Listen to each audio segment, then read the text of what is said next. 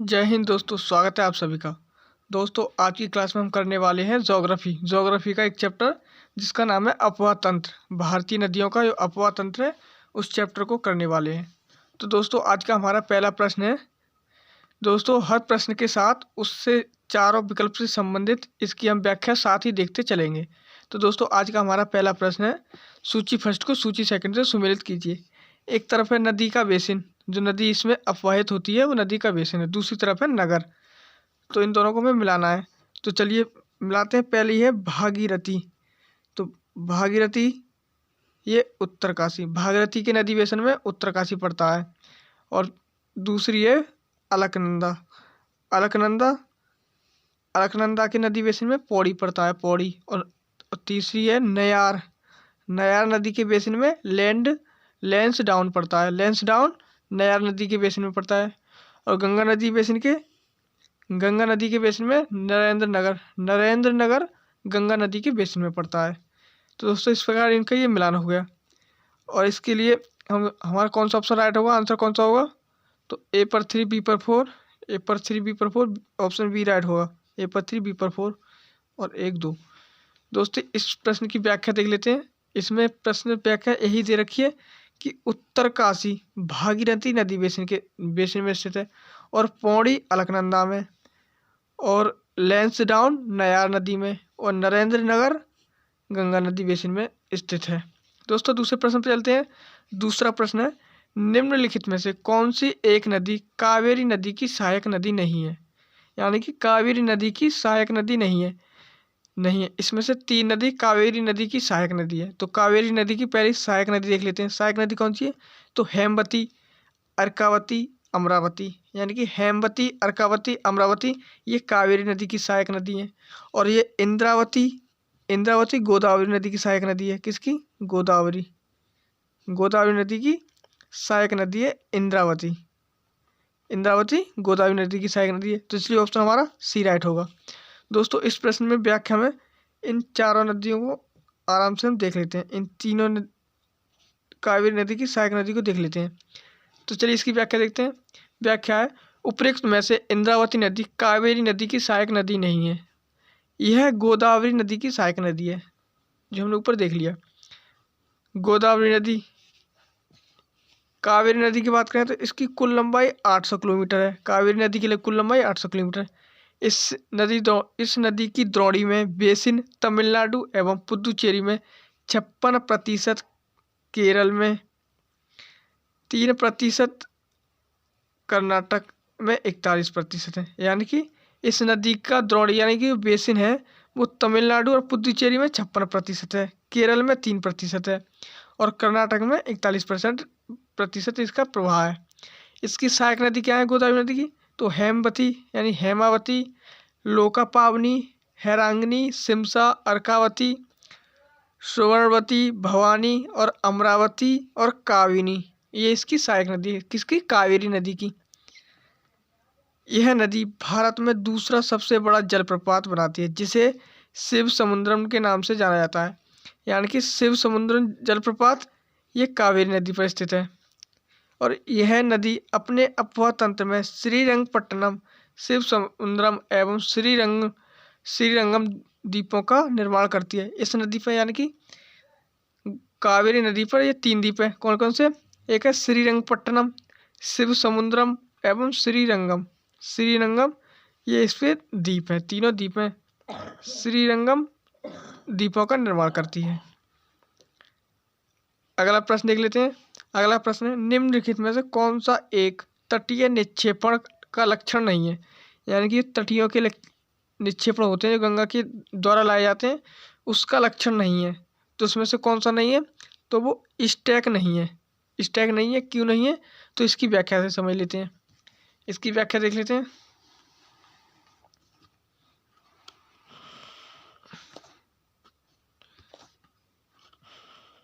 इसकी व्याख्या में दे रखा है, उपयुक्त में से स्टैक तटीय निक्षेपण से निर्मित स्थलाकृति नहीं है। तो किससे निर्मित है? तो स्टैक सागरीय तरंगों द्वारा तटीय और चट्टानी संरचनाओं के अपरदन से निर्मित स्थलाकृति है, जो मेहराब के ध्वस्त होने के बाद समुद्र में स्तंभ में समान खड़ी चट्टान होती है। अगला पॉइंट इसमें गौरव तलब है कि टोम्बोलो स्प्लिट और बालूरोधका तटीय निक्षेपण से निर्मित स्थिराय करती हैं। किससे?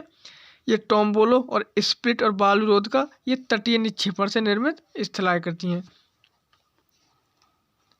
अगला प्रश्न देख लेते हैं। अगला प्रश्न है निम्नलिखित नदियों तथा सहायक नदियों का निम्नलिखित में कौन सा युग्म सही सुमेलित नहीं है। यानी कि चारों युग्म दे रखे, इसमें से हमसे सही सुमेलित नहीं पूछा हुआ है।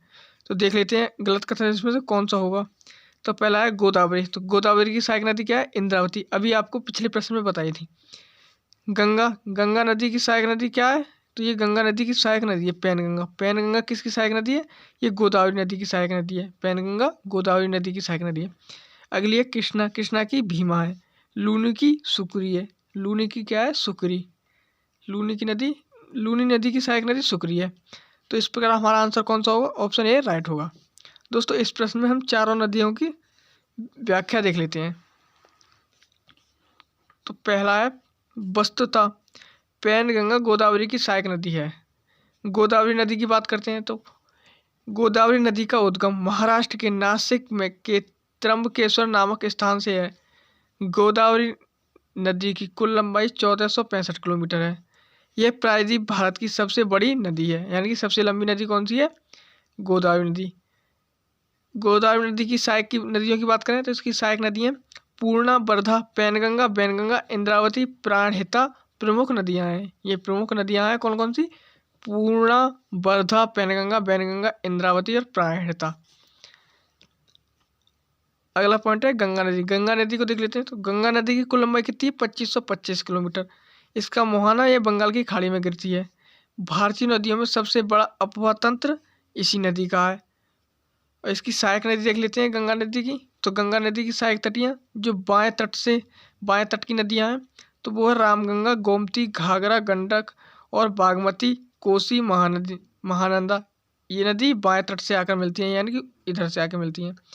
और इधर की नदियाँ क्या है? ये दाएं तट की यानी कि दक्षिणी तट की नदियाँ तो वो हैं यमुना, टोंस, सोन, कर्मनासा आदि नदियाँ हैं।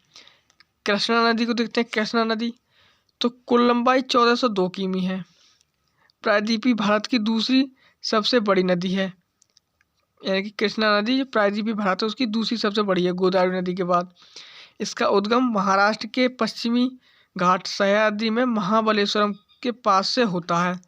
आगे इसमें और पॉइंट देख लेते हैं।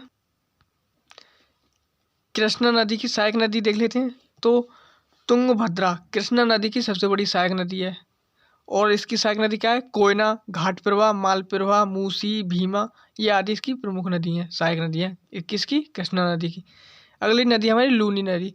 तो लूनी नदी का उद्गम अजमेर राजस्थान के दक्षिण पश्चिम में अरावली पहाड़ियों से होता है। इसकी कुल लंबाई 320 किलोमीटर है। यह एक अंतर्वाही नदी है। लूनी नदी एक अंतर्वाही नदी है जो लवड़ी नदी के नाम से प्रसिद्ध है। वह राजस्थान गुजरात में प्रवाहित होती हुई कच्छ के रण में दलदली भूमि में विलुप्त हो जाती है। लूनी नदी की सहायक नदी की बात करें तो यह सरस्वती, बूंदी, सुकरी, जवाई। सरस्वती, बूंदी, सुकरी, जवाई ये इसकी सहायक नदी है। दोस्तों अगला प्रश्न देख लेते हैं। अगला प्रश्न है अलकनंदा के साथ वह कौन सी नदी है जिसके संगम पर रुद्रप्रयाग स्थित है। यानी कि रुद्रप्रयाग किसके संगम पर स्थित है? तो चलिए देख लेते हैं।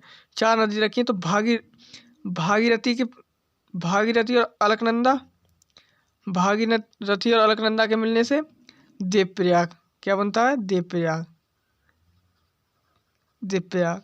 और मंदाकिनी और अलकनंदा के बनने से क्या बनता है? रुद्रप्रयाग। नंदाकिनी के मिलने से नंदप्रयाग क्या बनता है? नंदप्रयाग। और धौलीगंगा के मिलने से विष्णुप्रयाग क्या बनता है? विष्णुप्रयाग। याद रखना विष्णुप्रयाग। तो रुद्रप्रयाग में मंदाकिनी और अलकनंदा मिलते हैं तो इसलिए ऑप्शन बी हमारा राइट होगा। इसकी ये थोड़ी सी व्याख्या दे रखी है। सतोपत हिमानी से निकली अलकनंदा नदी अपने दाएं दक्षिणी तट से की सहायक नदी मंदाकिनी के साथ रुद्रप्रयाग पर संगम बनाती है।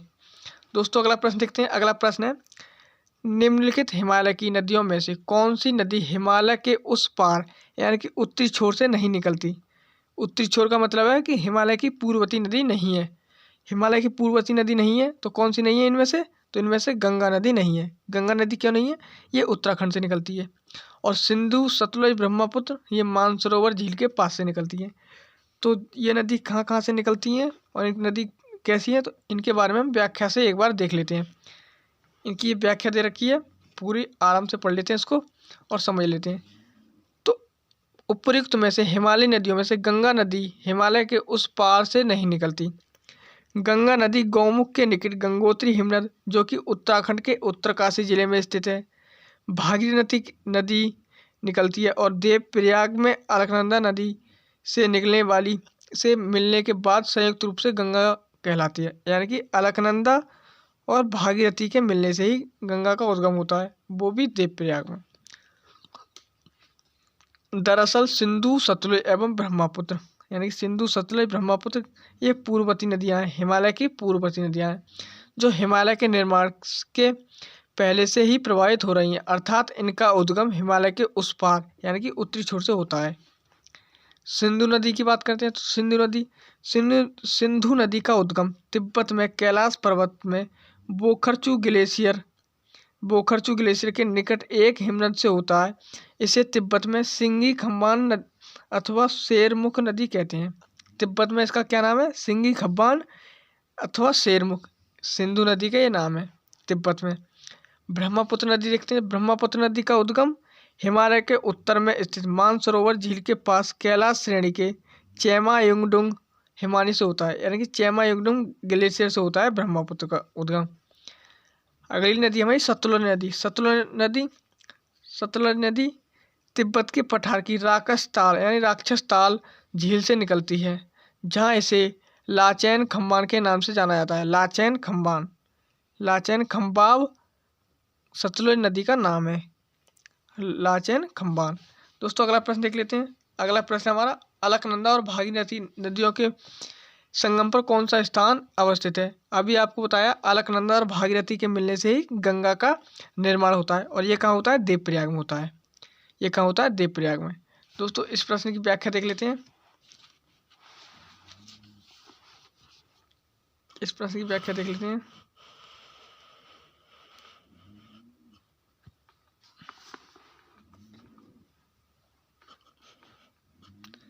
व्याख्या अलकनंदा उद्गम संतोपत हिमानी और भागीरथी उद्गम गोमुख के निकट गंगोत्री हिमनद नदियों के संगम पर देवप्रयाग अवस्थित है। इसी संगम के बाद ये नदियाँ संयुक्त रूप से गंगा कहलाती हैं। यानी कि अलकनंदा का उद्गम सत्तोपत हिमानी, भागीरथी का उद्गम गोमुख के निकट गंगोत्री हिमनद से होता है और इन नदियों का संगम क्या होता है? देवप्रयाग में। तभी ये क्या कहलाती हैं? संयुक्त रूप से गंगा कहलाती हैं। अगला प्रश्न है, निम्नलिखित में से कौन सी नदियाँ भारत की पश्चिम की तरफ बहने वाली नदी नहीं है? यानी कि पश्चिम की तरफ बहने वाली नदियाँ हैं जो पश्चिम की तरफ बहती हैं, यानी खंबात की खाड़ी में गिरती हैं। तो कौन कौन सी हैं? तो महानदी कृष्णा कावेरी ये तो पूर्व की ओर बहती हैं और नर्मदा नदी ये खंबात की खाड़ी में गिरती है। तो केवल इसमें 3 नदी जो पश्चिम की ओर बहती है। तो कौन सा ऑप्शन राइट होगा? ऑप्शन सी इसमें राइट होगा। दोस्तों इन नदियों के उद्गम और मोहाना और सहायक नदी एक बार हम देख लेते हैं। तो उपयुक्त भारतीय नदियों में नर्मदा नदी पश्चिम की तरफ प्रभावित होती है। महानदी कृष्णा, कावेरी, नर्मदा, ताप्ती, तापी, गोदावरी प्रायद्वीपीय भारत की नदियां हैं। ये नदी और उद्गम मोहाना सहायक नदी देख लेते हैं। तो नर्मदा नदी ये 1312 किलोमीटर लंबी है। ये अमरकंटक की पहाड़ी मध्य प्रदेश से निकलती है और खंबात की खाड़ी में जाकर गिरती है। इसकी सहायक नदी है औरसंग, शक्कर, गंजाल, तवा, हिरन। ये नर्मदा नदी की सहायक नदी है।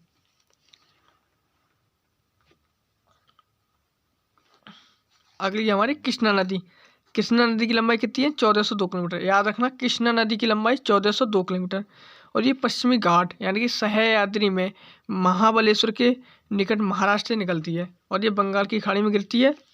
इसकी सहायक नदी है तुंगभद्रा, मूसी, भीमा, मालप्रभा, कोयना, पंचगंगा। तुंगभद्रा इसकी सबसे बड़ी सहायक नदी है। अभी पिछले प्रश्न में आपको बताया था। अगली नदी है महानदी। महानदी की लंबाई 851 किलोमीटर है और ये सिहावा पहाड़ी के पास धमतरी छत्तीसगढ़ से निकलती है। धमतरी छत्तीसगढ़ से निकलती है और ये पारादीप के पास बंगाल की खाड़ी में गिरती है। कौन सी? महानदी। ये शिवनाथ, हसदो, मांड, ईब, केलो, जोंक, ओंक। जोंक, ओंक, केलो, ईब, मांड, हसदो और शिवनाथ ये महानदी की सहायक नदी है। अगली नदी हमारी कावेरी नदी। कावेरी नदी ये 800 किलोमीटर लंबी है। ये ब्रह्मगिरी की पहाड़ी कोडागू कर्नाटक से निकलती है, बंगाल की खाड़ी में जाकर गिरती है। इसकी सहायक नदी है कावनी, अमरावती, भवानी, हैरंगी, अर्कावती। ये इसकी सहायक नदी है। दोस्तों अगला प्रश्न देखते हैं। अगला प्रश्न है निम्नलिखित में से कौन सी झील भारत के पश्चिमी तट पर अवस्थित है? यानी कि भारत के पश्चिमी तट पर अवस्थित है, इसकी ओर अवस्थित है। तो चिल्का झील ये तो पूर्वी तट पर अवस्थित है ओडिशा में। अष्टमुडी झील ये केरल में स्थित है और केरल पश्चिमी तट पर है, तो इसलिए ऑप्शन बी राइट होगा। अष्टमुडी झील ये पश्चिमी तट पर स्थित है। पुलिकट ये तमिलनाडु और आंध्र प्रदेश की सीमा पर अवस्थित है, तो ये भी पूर्वी घाट पर हो जाएगा। और कोलेरू झील ये आंध्र प्रदेश में स्थित है। कोलेरू झील आंध्र प्रदेश में स्थित है।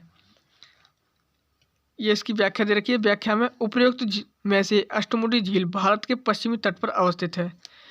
अष्टमुडी झील को देख लेते हैं। तो अष्टमुडी झील पश्चिमी तट पर केरल के कोल्लम जिले में अवस्थित है। अष्टभुजाओं के आकार वाली यह झील रामसर कन्वेंशन के तहत एक आर्द्र भूमि है। अगली झील देख लेते हैं, चिल्का झील। चिल्का झील को देखते हैं। चिल्का झील तो ओडिशा के पुरी जिले में स्थित भारत की सबसे बड़ी खारे पानी की झील है। यह झील रामसर घोषणा पत्र के मुताबिक अंतर्राष्ट्रीय महत्व की आर्द्र भूमि है। अगली झील है पुलिकट झील। तो पुलिकट झील भारत में खारे पानी की दूसरे नंबर की सबसे बड़ी झील है। यह आंध्र प्रदेश व तमिलनाडु के तटीय क्षेत्र पर अवस्थित है। अधिकांशतः यह आंध्र प्रदेश में है। कोलेरू झील यह मीठे पानी की झील है। आंध्र प्रदेश में कृष्णा व गोदावरी नदी के डेल्टा में अवस्थित है। यह रामसर घोषणा पत्र के तहत एक आर्द्र भूमि है। तो हमने चारों झील के बारे में देख लिया। चलते हैं अगले प्रश्न पे। अगला प्रश्न है सिंधु नदी की निम्नलिखित सहायक नदियों को उत्तर से दक्षिण की ओर व्यवस्थित कीजिए। यानी कि सहायक नदियों को उत्तर से दक्षिण, यानी कि फिर पहले उत्तर, फिर उसके बाद, फिर उसके बाद, फिर उसके बाद। तो इसमें से सबसे पहले कौन सी नदी आएगी हमारी? इसमें सबसे पहले आएगी हमारी झेलम नदी। झेलम के बाद चेनाब, चेनाब के बाद रावी, रावी के बाद सतलज। यानी कि पहले झेलम, चेनाब, रावी, सतलज। पहले नंबर पे झेलम, पहले नंबर पे झेलम, फिर चेनाब, फिर रावी, फिर सतलज आएगी। इसके कूट देख लेते हैं। तो कूट में पहले 2 नंबर, फिर 1 नंबर, फिर 3 नंबर, फिर 4 number. 2 number, 1 number, 3 number, 4 number. तो ऑप्शन डी इसमें राइट होगा। एक बार फिर से नदियों के बारे में देख लेते हैं। सिंधु नदी की प्रमुख 5 सहायक नदियों का क्रम उत्तर से दक्षिण की ओर निम्नलिखित है। तो वो है झेलम, फिर चेनाब, रावी, ब्यास, सतलज। झेलम, चेनाब, रावी, ब्यास, सतलज। इस क्रम को याद कर लेना। झेलम, चेनाब, रावी, ब्यास, सतलज। अगर दक्षिण से उत्तर को पूछा जाए तो सबसे दक्षिण में सतलज, ब्यास, रावी, चेनाब, झेलम। एक तरफ से इन्हें याद कर लेना। उत्तर से दक्षिण आपको बिल्कुल क्लियर हो जाएगा। अब इन नदियों के बारे में देख लेते हैं। इन नदियों के बारे में देख लेते हैं। पहली नदी है झेलम नदी। तो इसका उद्गम पीर पंजाल गिरपद में बेरीनाद स्प्रिंग से है। यह बूलर झील से होती हुई पाकिस्तान में चेनाब नदी से मिलती है।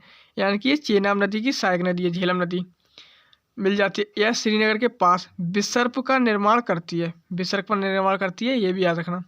इसकी सहायक नदी क्या है? तो लिदर, नीलम, सिंध। लिदर, नीलम, सिंध ये झेलम नदी की सहायक नदी है। अगली नदी है चेनाब नदी। चेनाब नदी तो यह सिंधु नदी की सबसे बड़ी सहायक नदी है। यह हिमाचल प्रदेश में इसे चंद्रभागा के नाम से जाना जाता है। किसके नाम से? चंद्रभागा के नाम से आता है। इसका उद्गम बारालाचा दर्रे के दोनों ओर से निकलने वाली चंद्र और भागा नामक नदियों के तांडी में मिलने से चेनाब बनती है। यानी कि चंद्र और भागा के मिलने से कहाँ मिलती हैं? ये तांडी में मिलती हैं। तब चेनाब का निर्माण होता है। और इसका मोहाना यानी कि सतलुज नदी पंचनद पाकिस्तान के साथ मिलती है। मोहाना सतलुज नदी के संग होता है। ये दोनों नदी सतलुज और चेनाब दोनों नदी मिलकर क्या बनाती हैं, पंचनद बनाती हैं, पंचनद बनाती हैं। उसके बाद पाकिस्तान में जाकर सिंधु नदी से मिल जाती हैं। अगली नदी है रावी नदी। तो इसका उद्गम हिमाचल प्रदेश में रोहतांग दर्रे के पश्चिम से होता है। यह चंबा घाटी में प्रवाहित होती है। ये भी याद रखना, रावी नदी चंबा घाटी में प्रवाहित होती है। हिमाचल प्रदेश में रोहतांग दर्रे के पश्चिम से होता है इसका उद्गम। सहायक नदी क्या है इसकी, रियूल सहायक नदी है, यानी कि सियूल इसकी सहायक नदी है। इसका मुहाना देख लेते हैं। तो पाकिस्तान में सराय सिंधु के पास चेनाब नदी में मिल जाती है। पाकिस्तान में सराय सिंधु के पास मिलती है चेनाब में जाकर। अगली नदी हमारी ब्यास नदी। ब्यास नदी तो यह रोहतांग दर्रे के पास ब्यास कुंड से निकलती है। याद रखना, रोहतांग दर्रे के पास किससे, ब्यास कुंड से निकलती है। यह हिमाचल प्रदेश में कुल्लू घाटी से प्रवाहित होती है। कुल्लू घाटी से प्रवाहित होती है ब्यास नदी। पंजाब के होशियारपुर जिले में स्थित तलवाड़ा नामक स्थान पर यह मैदानी भाग में प्रवेश करती है तथा हरके नामक स्थान पर सतलुज नदी में मिल जाती है। कहाँ मिलती है, सतलुज नदी में, हरके नाम पर। अगली नदी है सतलुज नदी। सतलुज नदी इसका उद्गम तिब्बत के पठार यानी कि राक्षसताल यानी कि राकसताल झील से होता है। यह हिमाचल प्रदेश में गहरी घाटी का निर्माण करती है। सतलुज नदी फिरोजपुर में फाजिल्का पंजाब के बीच भारत पाकिस्तान की सीमा बनाती है। किसके, फाजिल्का के बीच भारत पाकिस्तान की सीमा बनाती है। यह पंचनद के रूप में मीठानकोट पाकिस्तान के समीप सिंधु नदी में मिल जाती है। कहाँ मिलती है, मीठानकोट में। अगला प्रश्न देख लेते हैं।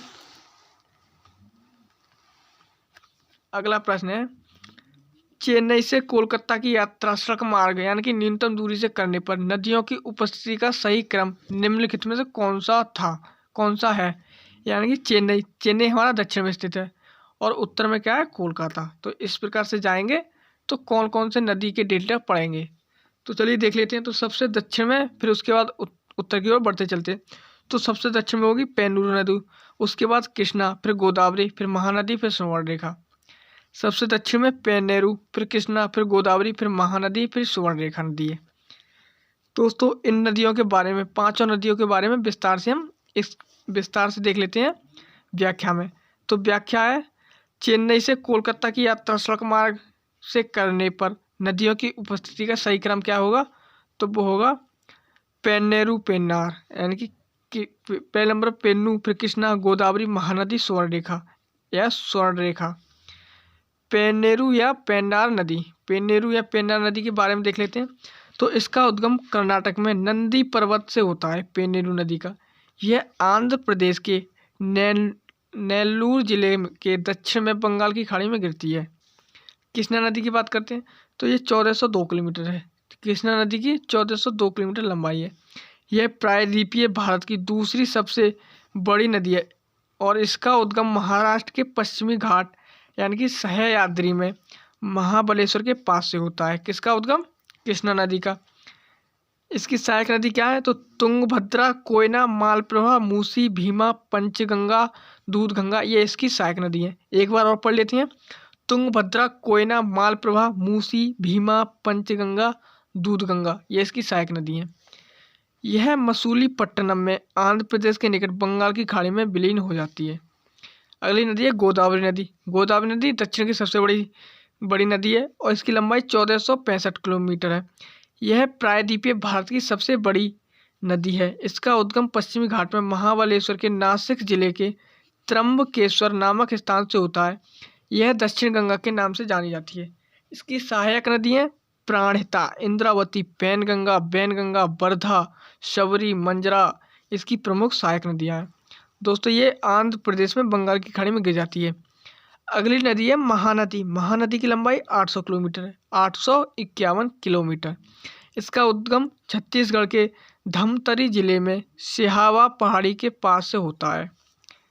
मोहाना की बात करें तो इसका मोहाना पारादीप बंगाल की खाड़ी में होता है और पारादीप ये उड़ीसा में है।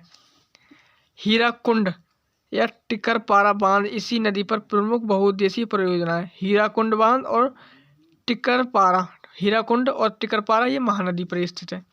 इसकी सहायक नदी देख लेते हैं। तो शिवनाथ मांड ईव जोंक ये इसकी सहायक नदी है। अगली नदी है स्वर्ण रेखा या स्वर्ण रेखा। इसकी लंबाई 395 किलोमीटर है। इसका उद्गम छोटा नागपुर के पठार में रांची के दक्षिण पश्चिम में नगरी गांव के पास है। इसका मुहाना बंगाल की खाड़ी में। इसकी सहायक नदी क्या है? तो खरकई, रारू, करकरी, कांची, गर्रा। खरकई, रारू, करचरी, कांची, गर्रा, ये इसकी क्या है? सहायक नदी है। स्वर्ण रेखा द्रोणी का अपवाह झारखंड सर्वाधिक है, पश्चिम बंगाल एवं ओडिशा में है। सर्वाधिक झारखंड में, उसके बाद पश्चिम बंगाल और ओडिशा दोनों राज्य में है। किसका? स्वर्ण रेखा नदी का। अगला प्रश्न देख लेते हैं। अगला प्रश्न है निम्नलिखित में से कौन सी झीलें लद्दाख में स्थित हैं? यानी कि हमसे लद्दाख की झील पूछी है, तो लद्दाख में कौन सी है? श्योकार, ये लद्दाख में है। और पेंगोंग सो, ये भी लद्दाख में है। और सियोमोरिरी, ये भी लद्दाख में है। सियोमोरिरी लद्दाख में। तो एक बार फिर देख लीजिए, श्योकार, पेंगोंग सो और सियोमोरी ये लद्दाख में है। और ये सियोगमो ये सिक्किम में स्थित है। कहाँ स्थित है? सिक्किम में। सियोगमो ये सिक्किम में स्थित है। सियोगमो सिक्किम में स्थित है। दोस्तों इस प्रश्न की व्याख्या देख लेते हैं, जिसमें हम चारों झीलों के बारे में विस्तार से देखेंगे। चारों झीलों के बारे में विस्तार से देख लेते हैं। तो पहले इस प्रश्न का सही उत्तर देख लेते हैं। तो सही उत्तर क्या होगा? 1, 2 और 4। 1, 2, 4 इसका सही उत्तर होगा। इसकी व्याख्या देख लेते हैं। तो लद्दाख एक केंद्र शासित प्रदेश है। लद्दाख अपने पर्यटन स्थलों के लिए प्रसिद्ध है, जिसमें श्योकार या पेंगोंग सो या पेंगोंग सो को ही पेंगोंग कहते हैं। और सियोमोरिरी झीलें प्रसिद्ध हैं। सियोमोरिरी झील रामसर कन्वेंशन के अंतर्गत अंतर्राष्ट्रीय महत्व की आर्द्र भूमि है। पेंगोंग सो या पेंगोंग झील दुनिया में सर्वाधिक ऊंचाई पर स्थित खारे पानी की झील है। ऊंचाई सागर तल से लगभग कितनी है? 4350 मीटर। अगली है सियोगमो या सियोमगो झील, ये पूर्वी सिक्किम में गंगटोक के निकट स्थित है। कहाँ स्थित है? सिक्किम में। दोस्तों अगला प्रश्न देखते हैं। अगला प्रश्न है हमारा, सूची फर्स्ट को सूची सेकंड से सुमेलित कीजिए। ये झील है, ये झील के प्रकार हैं। ये झील के प्रकार हैं। तो भीमताल की बात करें तो ये एक विवर्तनिक की झील है। कैसी झील है? विवर्तनिक। अष्टमुडी की बात करें तो अष्टमुडी ये कैसी है? ये एक लैगून झील है, क्योंकि ये समुद्र के तट पर स्थित है और लैगून झील है। गोहना की बात करें तो गोहना की बात करें तो ये एक भूस्खलन झील है। भूस्खलन झील कौन सी? गोहना। और लोनार आप सभी को पता है, ये क्रेटर झील है, ये महाराष्ट्र में स्थित है। अष्टमुडी केरल में स्थित है। दोस्तों इन चारों झीलों के प्रकार देख लेते हैं। लैगून, भूस्खलन, विवर्तनिक और क्रेटर, ये किस प्रकार से झील बनती हैं, तो इनके बारे में एक बार देख लेते हैं। तो पहली झील है विवर्तनिक झील है। विवर्तनिक झीलें को देखते हैं। तो विवर्तनिक झील है, तो इसका निर्माण धरातल के उठने अथवा धंसने से होता है। यानी कि कोई धरातल धस जाए या फिर ऊपर की ओर उठ जाए, अर्थात विवर्तनिकी गतिविधियों में इसका निर्माण होता है। लैगून झील की बात करें तो इन्हें अनूप झील भी कहते हैं। याद रखना ये पॉइंट, लैगून झील को ही अनूप झील भी कहते हैं। जब समुद्र जल का कुछ भाग बालू, चट्टान अथवा प्रवाल भित्तियों के द्वारा मुख्य जल से अलग हो जाए, यानी कि मुख्य जल से कुछ जल अलग हो जाए, यानी कि किससे? ऐसे ये पत्थर बालू से अलग हो जाए, तो इसे ही क्या कहते हैं? लैगून झील कहते हैं। प्रवाल भित्तियों के द्वारा मुख्य जल से अलग हो जाता है, तब इसे अनूप झील का निर्माण होता है। अनूप झील या लैगून झील। अगली झील है भूस्खलन झील। भूस्खलन झील क्या है? भूस्खलन द्वारा निर्मित झील है। तो नदी घाटी में भूस्खलन द्वारा चट्टानों के अपक्षय एवं जमाव से नदी का मार्ग अवरुद्ध हो जाता है, तब अस्थायी झील का निर्माण होता है। कैसा झील है? अस्थायी झील का निर्माण होता है। क्रेटर या ज्वालामुखी झील है। तो क्रेटर झीलों का निर्माण ज्वालामुखी पर्वत के शीर्ष पर धसी हुई स्थलाकृति यानी कि क्रेटर में जलभराव से होती है। दोस्तों अगला प्रश्न देखते हैं। अगला प्रश्न है, निम्नलिखित में कौन से कथन सही है? 3 कथन दे रखे हैं, इसमें से सही कथन हमसे पूछा हुआ है। कैसा सही कथन? पहला कथन है, हिमालय नदियों का उद्गम स्थान बर्फ से ढके हुए क्षेत्रों में होता है। सही है। तो अर्थात शीतकाल में वे सूख जाती हैं। कैसी हैं? सूख जाती हैं। तो ये पहला ही कथन क्या होगा? गलत होगा। क्यों गलत होगा? हिमालय नदियाँ सूखती नहीं है, ये सदाबाहिनी है। कैसी हैं? सदाबाहिनी। सदाबाहिनी नदियाँ ये सदा बहती रहती हैं। अगला पॉइंट है प्रायद्वीपीय पठार की नदियाँ परिपक्वता तक पहुँच गई हैं। परिपक्वता तक पहुँच गई, ये सही है, क्योंकि प्रायद्वीपीय नदियाँ अपनी वृद्धावस्था में है, यानी कि प्रौढ़ की अवस्था में है। हिमालयी नदियाँ अपर्दन के सामान्य चक्र की तीनों अवस्थाओं को चित्रित करती हैं। तो एकदम ये कथन हमारा सही है। इसमें 2 और 3 कथन हमारे बिल्कुल सही हैं। कौन से? 2 और 3 बिल्कुल सही हैं। और इस प्रश्न की हम व्याख्या देख लेते हैं। इस प्रश्न की व्याख्या देख लेते हैं। इसमें 2 और 3 कथन सही हैं, तो ऑप्शन सी हमारा इस प्रकार राइट होगा। इसकी व्याख्या देख लेते हैं। तो हिमालय से निकलने वाली नदियाँ 12मासी होती हैं, अर्थात इन नदियों में वर्ष भर जल रहता है, क्योंकि इनको जल की प्राप्ति हिम के पिघलने तथा वर्षा दोनों से होती है। हिम के पिघलने तथा वर्षा दोनों से होती है। प्रायद्वीपीय पठार की नदियाँ चौड़ी, छिछली एवं लगभग संतुलित ढलान वाली नदियों से होकर प्रभावित होती हैं, जिससे यह ज्ञात होता है कि ये नदियाँ हिमालय नदियों से भी प्राचीन हैं। अतः यह स्पष्ट है कि प्रायद्वीपीय पठार की नदियाँ प्रौढ़ अवस्था में, कैसी अवस्था में? प्रौढ़ अवस्था में यह परिपक्वता तक पहुँच गई हैं। प्रायद्वीपीय नदियाँ मुख्यतः वर्षा जल पर आश्रित रहती हैं।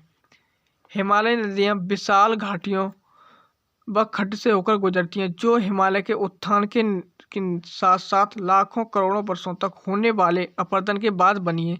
ये नदियाँ अब भी अपरदन कार्य में लगी हैं। अगला प्रश्न है गंगा नदी की सहायक नदियों पर विचार कीजिए, यानी कि कौन कौन सी गंगा की ये सहायक नदी दे रखी हैं। तो उपयुक्त नदियों को पूर्व से पश्चिम की ओर का सही अनुक्रम लगाइए, यानी कि पूर्व से पश्चिम की ओर। पहले पूर्व में और फिर उसके बाद पश्चिम। पहले पूर्व, उसके बाद पश्चिम। तो सबसे पूर्व में क्या है? पहले पूर्व में फिर पश्चिम। तो सबसे पूर्व में क्या होगा? कोसी नदी, उसके बाद गंडक, फिर उसके बाद घाघरा, फिर गोमती। यानी कि ये सबसे पूर्व में, फिर उसके बाद, फिर उसके बाद, फिर उसके बाद। तो इस प्रकार कौन सा आंसर सही होगा? इस प्रकार हमारा ऑप्शन आंसर होगा बी ऑप्शन राइट। याद रखना सबसे पूर्व में कौन सी है? कोसी। सबसे पूर्व में कोसी, ये बिहार का शोक कहलाती है। फिर उसके बाद गंडक, फिर उसके बाद घाघरा, फिर है गोमती, जो गोमती नदी के किनारे लखनऊ शहर है। इसकी व्याख्या देख लेते हैं। तो गंगा नदी की उपयुक्त सहायक नदियों का सही अनुक्रम, यानी कि पूर्व से पश्चिम की ओर कोसी, गंडक, घाघरा, गोमती। कोसी, गंडक, घाघरा, गोमती नदी हैं। ये नदियाँ गंगा के बाईं तट से मिलने वाली सहायक नदियाँ हैं। कोसी नदी की बात करें तो कोसी नदी द्वारा अपने मार्ग के अधिक कटाव तथा मार्ग परिवर्तन के कारण ही इसे बिहार का शोक कहते हैं। कोसी एक पूर्ववर्ती नदी है। कैसी है? पूर्ववर्ती नदी है। कोसी एक पूर्ववर्ती नदी है। गंडक नदी की बात करें तो ये नेपाल हिमालय से निकलती है। किससे निकलती है? नेपाल हिमालय से। यह भारत में चंपारण बिहार में प्रवेश करती है तथा पटना के निकट सोनपुर में गंगा में मिल जाती है। घाघरा नदी की बात करें तो घाघरा नदी का उद्गम तिब्बत के पठार मानसरोवर झील के निकट मापचा चुंगो हिमनद से होता है। इसे पहाड़ी क्षेत्र में करनाली या करनाली के नाम से भी जाना जाता है। यह नदी अवध क्षेत्र में उत्तर प्रदेश में प्रवाहित होती है हुई बिहार में छपरा के निकट गंगा में मिल जाती है। घाघरा नदी छपरा में मिलती है। गोमती नदी की बात करें तो गोमती नदी के किनारे लखनऊ, जौनपुर, सुल्तानपुर शहर स्थित है। ये भी पॉइंट याद रखना, लखनऊ, जौनपुर, सुल्तानपुर गोमती नदी के किनारे स्थित है। यह नदी वाराणसी से कुछ दूरी पर सैदपुर में गंगा नदी में मिल जाती है, यह मिलती है।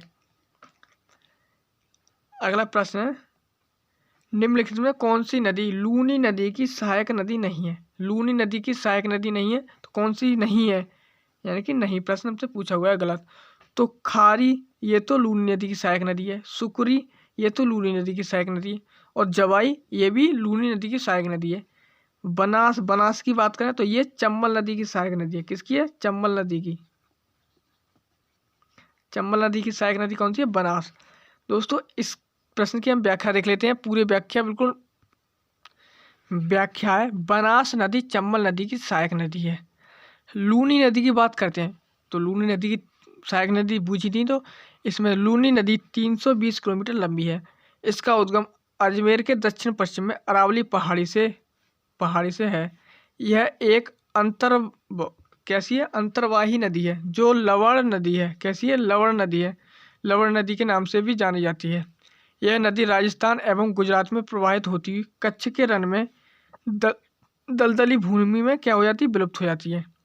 इसकी सहायक नदी की बात करें तो खारी, सुकरी, जवाई। खारी, सुकरी, जवाई, बूंदी, सरस्वती। खारी, सुकरी, जवाई, बूंदी, सरस्वती। लूनी नदी को रेगिस्तान की गंगा कहा जाता है। लूनी नदी को रेगिस्तान की गंगा कहा जाता है। लूनी नदी की सहायक नदी क्या है? तो खारी, सुकरी, जवाई। खारी, सुकरी, जवाई, बूंदी, सरस्वती, ये इसकी सहायक नदी है। और लूनी नदी को ही क्या कहते हैं? रेगिस्तान की गंगा कहते हैं। अगला प्रश्न है, अलकनंदा और पिंडार नदियों के संगम पर निम्नलिखित में से कौन सा स्थान अवस्थित है? तो अलकनंदा और पिंडार नदी के स्थान पर कौन सा है? कर्णप्रयाग। याद रखना, अलकनंदा और पिंडार, कर्णप्रयाग। कौन सा है? कर्णप्रयाग। दोस्तों कुछ प्रयाग दे रखे हैं इस प्रश्न में, तो उनको देख लेते हैं। प्रयाग को देख लेते हैं। तो पहला है, अलकनंदा एवं पिंडार नदियों के संगम पर कर्णप्रयाग शहर अवस्थित है। पहला है हमारा विष्णु प्रयाग। तो ये धौली गंगा और अलकनंदा के मिलने से, धौली गंगा नदी और अलकनंदा नदी के मिलने कहाँ मिलती हैं? ये विष्णु प्रयाग में मिलती हैं। पिंडार नदी और अलकनंदा ये कर्णप्रयाग में मिलती हैं। और रुद्रप्रयाग में किनका मिलान होता है? तो मंदाकिनी और अलकनंदा। मंदाकिनी और अलकनंदा कहाँ मिलती हैं? रुद्रप्रयाग में मिलती हैं। अगला है देवप्रयाग। तो देवप्रयाग ये भागीरथी और अलकनंदा, देवप्रयाग भागीरथी नदी और अलकनंदा का मिलन होता है देवप्रयाग में, और यहीं से क्या बनती है? ये गंगा का निर्माण करती हैं। दोनों मिलकर गंगा का निर्माण करती हैं देवप्रयाग में। अगला प्रश्न है, निम्नलिखित भारतीय उपमहाद्वीप को 3 महत्वपूर्ण नदियों का स्रोत बृहत हिमालय में मानसरोवर झील के निकट निम्नलिखित में कौन सी वे नदियां हैं? कौन सी वे नदियां हैं?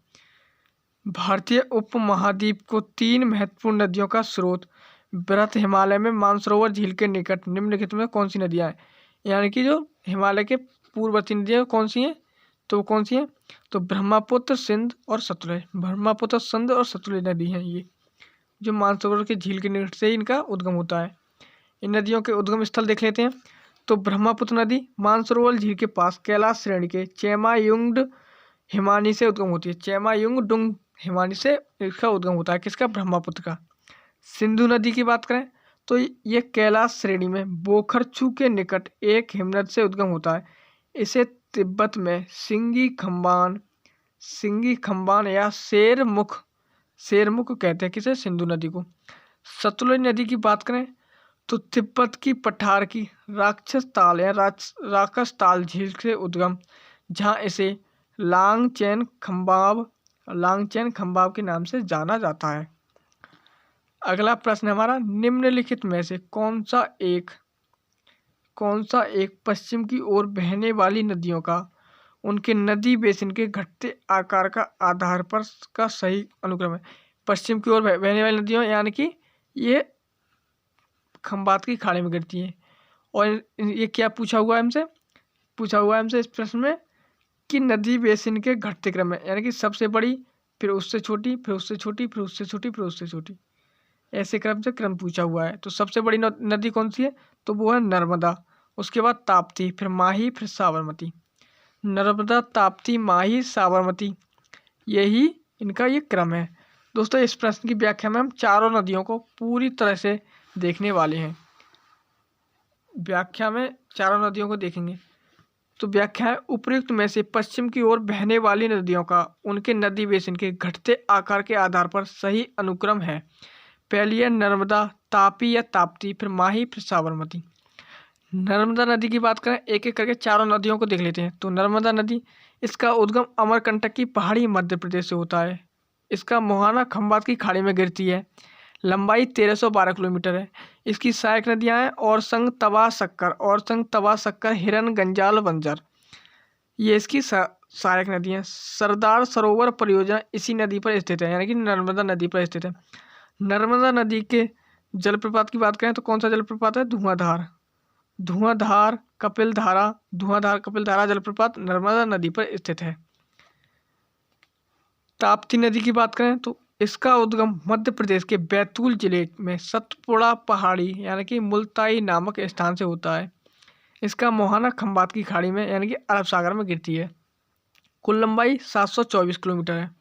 सहायक नदियाँ की बात करें ताप्ती नदी की तो गिरनार, पूर्णा, बधुर, अनेर, मोरना, अरुणावती, बोरी, ये इसकी सहायक नदी है। और कौन सी है? एक है ये पाँझर भी इसकी सहायक नदी है। अगली नदी है हमारी माही नदी, तो इसकी लंबाई 583 किलोमीटर है। इसका उद्गम माही कांता पहाड़ी विंध्याचल श्रेणी, धार, मध्य प्रदेश से होता है। ये खंबात की खाड़ी में गिरती है। सहायक नदियों की बात करें माही नदी की तो जाखम, सोम, चाप, अनस ये इसकी सहायक नदी है। और यह नदी यानी कि माही नदी कर्क रेखा को 2 बार काटती है। अगली नदी हमारी साबरमती नदी, इसकी लंबाई 371 किलोमीटर है। इसका उद्गम अरावली श्रेणी, उदयपुर, राजस्थान से होता है। मोहाना की बात करें तो इसका मोहाना खंबात की खाड़ी अरब सागर में गिरती है। सहायक नदियों की बात करें साबरमती तो बाकल, हतमती, माजम, बैतरक, बातप, हतमती, माजम, बैतरक ये इसकी सहायक नदी है। अगला इसमें ही निम्नलिखित में कौन सी एक नदी 1960 की सिंधु जल संधि के अधीन नहीं आती? तो कौन सी नदी नहीं आती? तो वो नहीं आती तीस्ता। क्यों ना आती? क्योंकि ये तीस्ता नदी तो कहाँ स्थित है?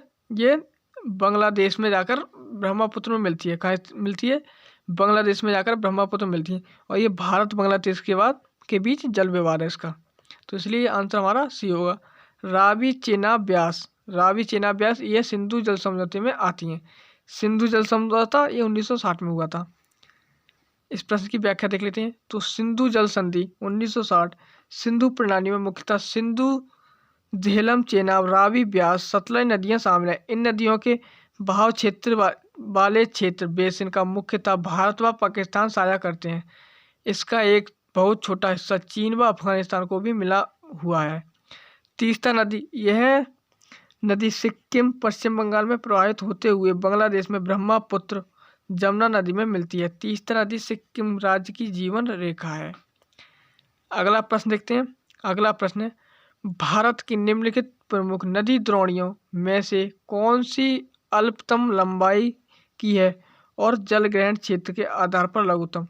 यानी कि बहुत छोटी नदी है लेकिन जल धारण करने में ज़्यादा जल धारण करती है। तो कौन सी नदी है? तो वो है साबरमती नदी।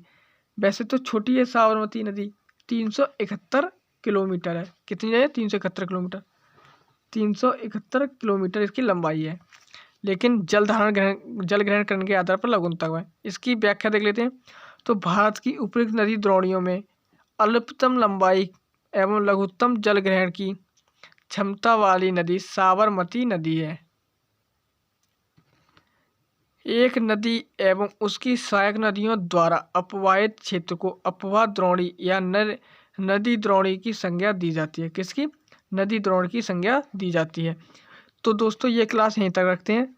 अपवाह तंत्र के कुछ प्रश्न अभी बाकी बचे हुए हैं, इसे हम अगली क्लास में फिर से एक बार देखने वाले हैं। पूरी क्लास को हम पूरे चैप्टर को पूरी कर लेंगे।